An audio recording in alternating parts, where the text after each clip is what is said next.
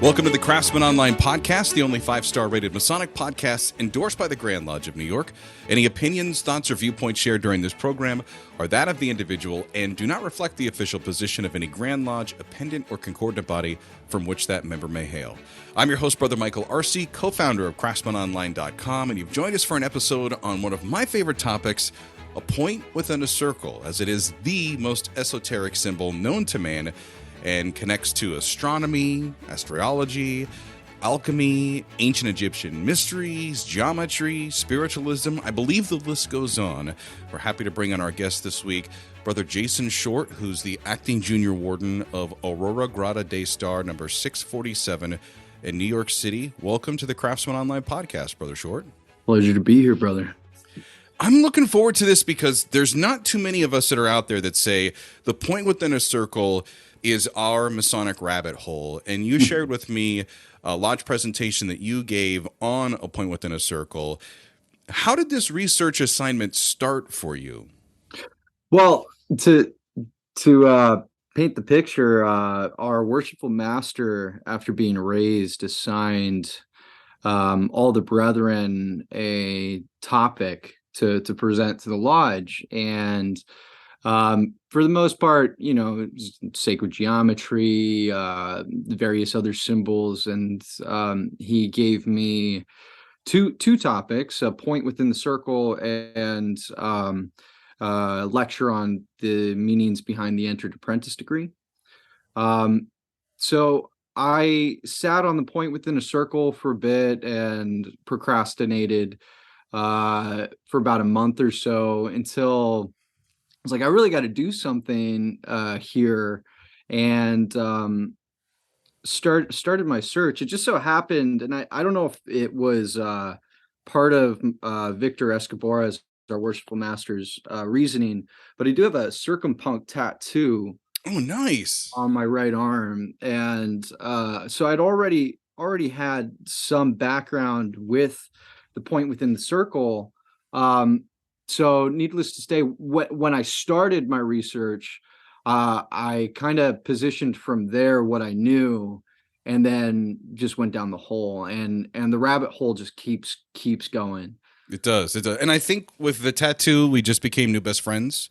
As the line goes, I became a point within a circle guy during my first time in an officer line in my mother lodge in Schenectady. And there was a time when the brother that comes in and gives the historical lecture, which, you know, those guys get a free dinner because it's a lot from memory, and he wasn't going to be able to attend. So the worshipful master decided to assign all of us that were officers a part or a paragraph from, or a section, I should say, from the historical lection. And I got the point within a circle. And that was my first time reading it and going, wait a second, this was during I don't remember this. This seems so far ago. And why was this thing, this most important sacred part of Freemasonry, just kind of buried amongst all of this other stuff that we learn as an entered apprentice? And I watched YouTube videos on it. I spoke to other brothers in the lodge about it. And that was probably the first Masonic question I ever asked to another brother, which was, hey, where can you find this symbol within our lodge room? Because of the furniture and so much things that are in the lodge room that are symbols, where is this? Am I the point within a circle, or is there a physical like point within a circle in the lodge room? Which I got the typical, well, what do you think reply. I was like, oh, please. Killing me with this. So like you, I spent many a year going down this, and it's one of those parts of Freemasonry that I love because there really isn't a wrong answer, in my opinion, to the question of what is the point within a circle, because there's so many interpretations about it. And I think that's one part that you must have gotten into when you talk about going down that Masonic rabbit hole. Where was your first stop? Can you go all the way back to that first reference point that you found? Oh, absolutely. I mean, Duncan's lecture is obviously the first place. So just understanding what it is that's expressed to entered apprentices or inculcated upon them was my ground zero. From there, though, I really wanted to know more about like why, you know, Mm, the why then, and not only the why, then the where. Um, and so the search from there extended out and, onto a couple of blogs, but ultimately directed me towards Albert Mackey. Pretty much every notable publisher of any Masonic monitor touches on the point within the circle, which again goes back to why the well just continues to go deeper and deeper and deeper. But in from Duncan's ritual even to getting to Albert Mackey, there was so much stuff. Just even if any brothers listening who haven't already gone down the rabbit hole were to even start with a Google search on it, you'll see how diverse mm, uh uh of a representation, all the diverse representations that are out there. Um, but I have to say, even Albert Mackey, like landing there, and I think he does a really great job about bringing us back to the origin uh, of the circumpunct.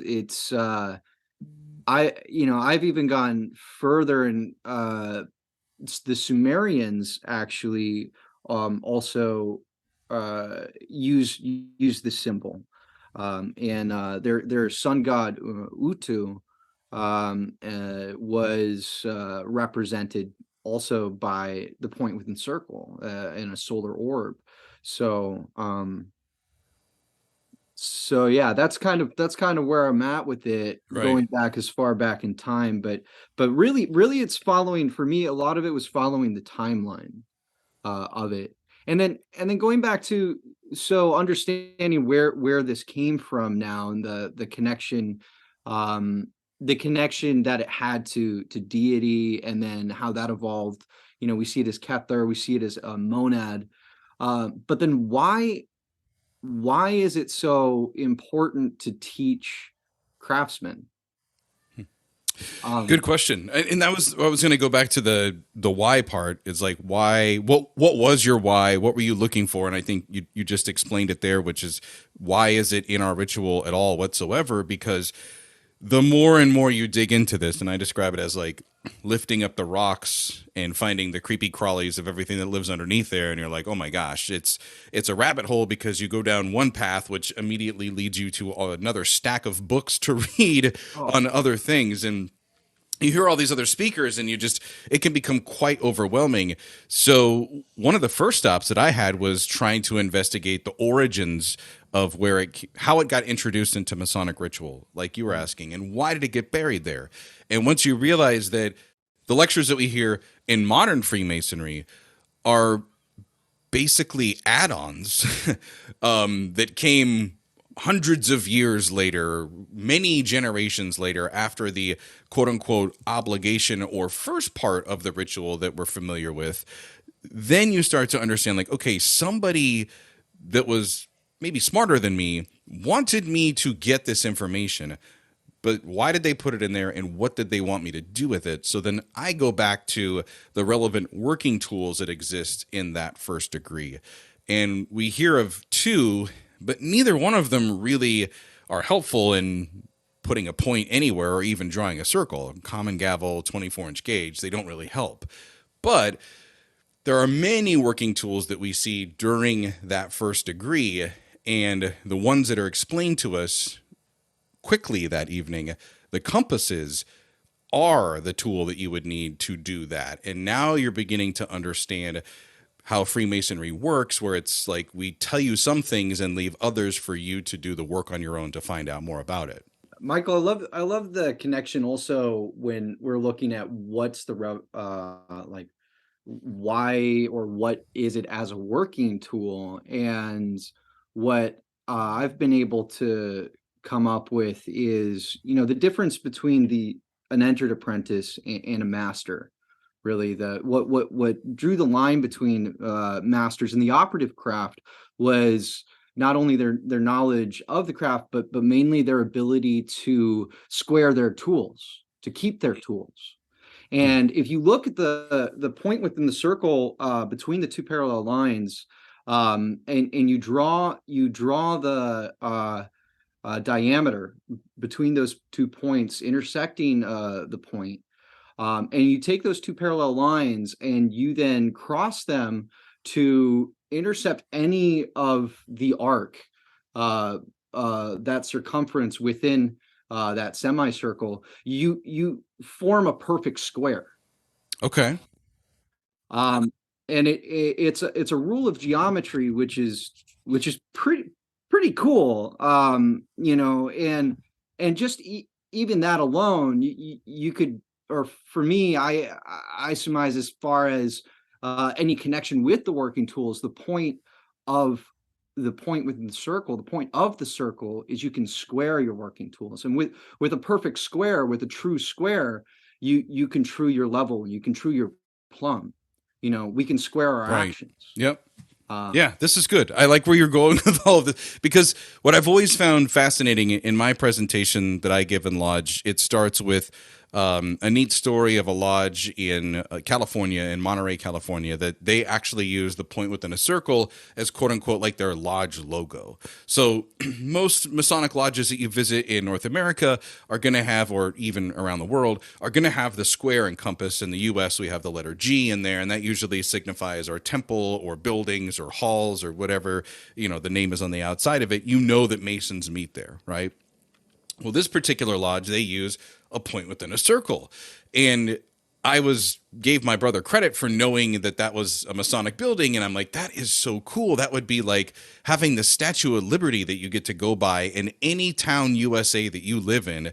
And wouldn't you embrace that idea of what Lady Liberty stands for, that you get to see maybe in your travels in New York City? But for those of us, outside of that area, we don't see that.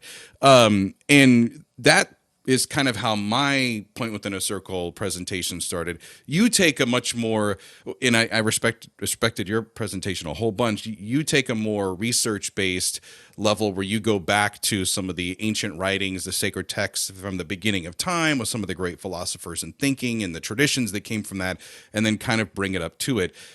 So my question to you here, Brother Short, is when you were reading this and hearing, or sorry, reading, because you weren't hearing, but maybe you were hearing them in your head, I don't know.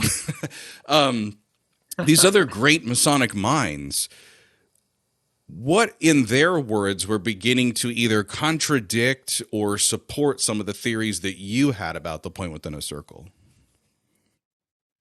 uh, well, I got I got to say, it was almost like the point within the circle, this kind of a keystone to appreciating a lot more of what um, uh, Mackey and Pike, or even more modern, like Manley, kind of get into, like the esotericism around it, and just the fascination that I had in getting to the bottom of the point within the circle, um, uh, allowed me to lean more into Albert Mackey's writing. In So what I found was nothing deterred me. I think everything about it was more of like being pulled in by his Mm, presentation of it. And the support that I found, I mean, it was pretty surface. And like the first things that I found before I turned to Mackie were actually, uh, I looked to the Tree of Life, yep. and the representation of Kether as the point within the circle. But then expanding out from there and looking into the alchemical side of things, and then getting to Pythagoras, his interpretation, which was monad, as the representation of the single consciousness of the supreme being, um, and drawing the correlations between the two. So knowing, kind of also, even in the basic history before I etched this on my arm, that there was a representation of sun and deity tied into it, but the support and that I saw in Mackey's essay on it, actually goes a lot deeper into more of the hermaphrodism of a supreme being. Mm-hmm. We look at, like, our father and the architect of the universe is a very masculine presence, especially when we're approaching it in the Christian faith. But in antiquity, the supreme being was neither male or female. And where Mackey draws his evidence goes into the representations of what in symbology we're seeing as the male power being the phallus, and the female power being the crescent moon, and extending out into the circle even. Yeah. And it's really the balance between the two of those that generates life. And the actual point in the circle being the male power, the phallus, and being in a heliocentric view of the point within the circle, which we see post Aristotle, was, gosh, who, I'm forgetting the astronomer who came after, and just, anyway, the representation of the heliocentric view, which is also then seen as a lot of the representation of the celestial calendar. The point within the circle is the sun, and the circle surrounding it is the universe. And the balance of those two powers being the generation of life. One exists with the other. The sun fertilizes and generates the universe around it, in Yep. which life grows out of. Yep. And so not only did I see Mackey supporting what I'd already started to uncover along the path, but he brought really a lot more light into, and really a lot more to chew on, to the point, just in general. I think we read the same Mackey book actually, where he talks about the pattern, the celestial patterns that happen, and you can lay it over the lodge room floor in the diagram that he draws, which then opens your mind to like trying to find the location of the point within a circle, which I would say, if I was given a test and if there was an answer or one answer, it would be the point. It's the center of the lodge room, like the altar is, in American lodges at least. And so that was his take on it. And then what I loved about Manly P. Halls is that when he talks about the point within a circle, it's really about discovering yourself and listening to your inner self. And he gets really into the ego and the consciousness. And if you really want to get into secret teachings of all ages, if you can get through that chapter, I think that's going to be the most rewarding. And then in Albert Pike's book, where it's called The Point Within a Circle, and probably the most brief book that he's ever written. It's more of a pamphlet or a brochure, as we would know it these days. But he actually gets more into kind of where you're going to, with more of the religious relationship with deity context that would exist in his writings, which also influenced him for many years after, as he continued to write as one of our Masonic authors. But when you line up those three together, you're like, okay, each one of these great minds took a different angle, different path to kind of get to, pardon the pun, the same point. And I think in that one paragraph that we're told, if there is a golden rule in life, they try to explain it there, that if you are true to yourself, then you could not ever violate the trust of anyone else or others that are in your life, knowing that here are the guardrails, here's your boundaries, here's your circle, here's the thing that you put atop all other things to be your code, to be a good person of morality. This is your virtuous code, and this is what you got to do. And then you live it. And I think it's basically a very big explanation of what we would know from kindergarten as the golden rule. Mm-hmm. That was kind of my takeaway from it. But then several years I've been chasing this rabbit, and it is like the white rabbit from Alice in Wonderland, where it goes into a new door, and I'm like, wow. So I will sit there during lodge meetings and look and go, okay, the first time, and I'm speaking to brothers here, that we all gather around the altar at that point during the ritual and we welcome in a new brother into the craft, or we're there to observe as they're taking their obligations. Think about your position during that and what those two lines would represent if you were to do a circle and a point in the middle.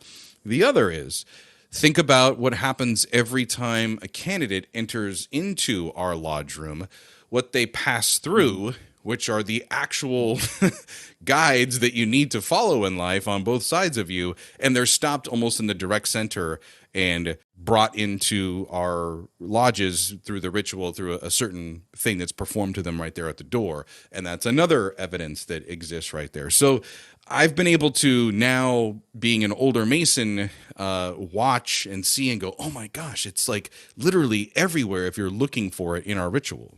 Absolutely. I think the best, like, or the most modern foundation for it too is, in Duncan's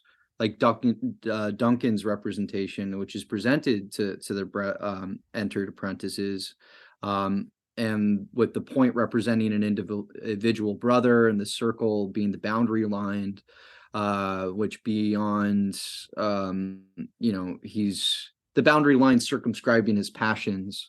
um and I so but when we look at, like, yeah, walking through the two pillars, yeah, right there, the altar where we take our obligation, and the how do you call the representative lodge that we assemble around. I mean, that where you're now in proximity to other brothers who are flanking you, those two walls, I like to also then see, like, not only the, you know, circumscribing our passions there, but also then understanding our abilities as a brother. Like, what do we bring to this room? Mm-hmm. And understanding that within these two walls are the boundaries of what we're capable of doing. And just to be an effective person, to be an effective craftsman, to be effective member of society, and a good man, part of that is the humility that the point within the circle teaches us. Part of being part of the lodge is understanding where our duties extend to, and when we're tethered by our cable toe, where we're tethered by our cable Mm-hmm. toe. Yep. And we have the benefit of all of the working tools and the lessons that we get in Freemasonry to educate us and guide us. But as I get ready to close out my presentations that I give in Lodge, I explain it as basically the golden rule. That's what, in my interpretation, the point within a circle represents. But we also, in modern times now, can also think about a Manly P. Hall context where he talks about ego or self-awareness. And I think that that's something else that we need to consider as modern Freemasons, or just as modern men these days, especially after the pandemic. It's a great takeaway from that lesson. But that there are introverts and there are extroverts. And this always gets a giggle when you're talking to a group of men, but some guys have a bigger circle than other guys. That doesn't mean anything, but it's a representation, a physical representation of our personality. And some days we are ready to meet everybody in the world, and other days we just want to be left alone and kind of stay at home and stay in our own space. The other thing is that our point is not always within the center of the circle. I think that's how it's symbolized, but there's some days that you're ready to kind of test the boundaries. You go a little bit more to the very edge to see, hey, how far can I push this in my actions or in my words? And then there might be other days where you're more measured and you're in the center. So I think those are all things that brothers should be considering, and as kind of a takeaway from that point within a circle lesson that could be applied today. I agree, and I also love that representation. I work a lot.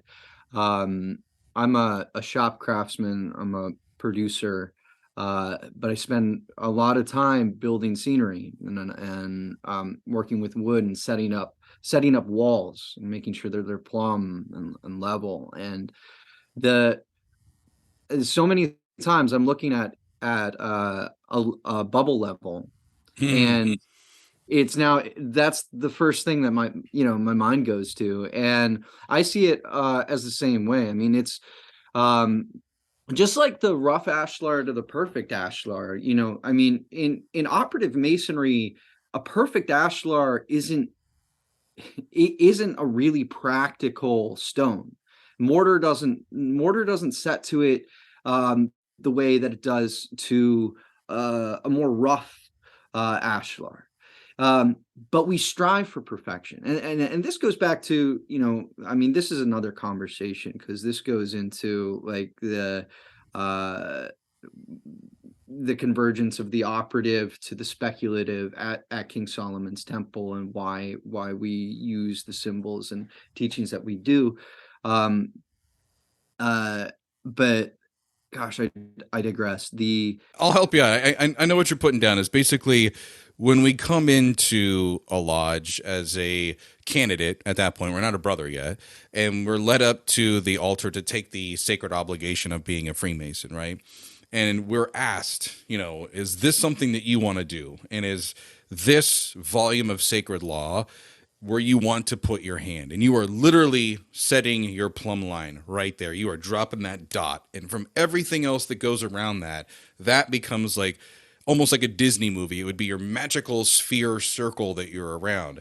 And as you're looking around, you're observing this audience of brothers coming and forming these lines saying, we are not going to let you go beyond this. It is our job to make sure you stay within these bounds to be a good man. And that's really kind of like where the story begins in Freemasonry. The analogy of keeping that balance within the circle, that's something that every brother can take away and have as a mental imagery, even for like, where are you? Like, use the point within the circle to check yourself today.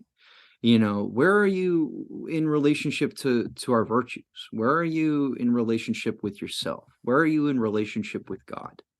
Like, uh the just as much as we can utilize just the visual of the point within the circle, to even use that to be something to meditate on, is a really, really wonderful way to center yourself. Just the same as the point within the circle is a great way to level tools and to test a plumb, to true a square. uh it's a really quick introduction to meditation. I'll get ready to close out our discussion with this question, or just this thought is I often look back and go, oh, there's old me and new me, which is ironic because the older I get, the newer that I get. Because of knowledge, I get more knowledge. And when I think back to the point within a circle lesson that I've walked away with and I've taken away with is the thought of like, okay, old me, if somebody would have entered into my space or come at me, bro, as they say today, old me would have engaged that, and negative energy would have flown, and I would have gone right down to Dirty Town. It would have been bang right there, right? Well, new me knows to take a step back and okay, let's let it simmer. Let's think about things. Let's be very aware of our words and actions, especially our words and how we choose them these days. And if I get a nasty gram email or a text message or Yeah. just a thought that I always tell guys is like, you're driving and all of a sudden somebody cuts you off and you're like, oh, screw that guy. Except you're not really saying screw that guy. And you're about to roll down the window and let them know that they're number one with everybody at least with you on earth, and honk your horn. Something triggers in your mind like, I probably shouldn't do that. Hopefully it's not because you have a Masonic ring on that hand or a Masonic emblem on the back of your car, but just the fact that you're a Freemason and that shouldn't be my first reaction. And that's always my first like everyday takeaway on the point within a circle lesson. What's yours? How does it become a part of your code, of your fiber? It represents the peace, the peace and unity that I'm responsible for maintaining for myself. My mental health, my emotional well-being, and just even my moral fortitude can all be measured by the point within the circle. And to me, it's uh it's an emblem also to me in that, like, I'm part and particle of God. There is a part of me that is represented both outwardly and inwardly, and just the same as everything else. And so using it as a working tool to meditate on, and using it also as a working tool to square my own actions, as well as a keystone for entering into the sacred mysteries and esotericism. It all kind of comes back to the point within the circle. This has been the Craftsman Online podcast. Big thanks to our first-time guest coming on this week, Brother Jason Short. Thanks for being a part of the show. Thank you, Brother Michael. It's a pleasure. I got to say, I'm excited. I don't know what you guys got going on at Aurora Grata de Star number 647, but if your Worshipful Master keeps assigning you topics and program presentation themes, you're coming back, and we're going to get you back on here. I'd love to be here. Thank you very much, Michael. If you've enjoyed this episode and you want to hear more, you can just tell Siri or Alexa to play the Craftsman Online podcast. We're available on all streaming platforms with new episodes every Monday morning. Until next time, let peace and harmony prevail.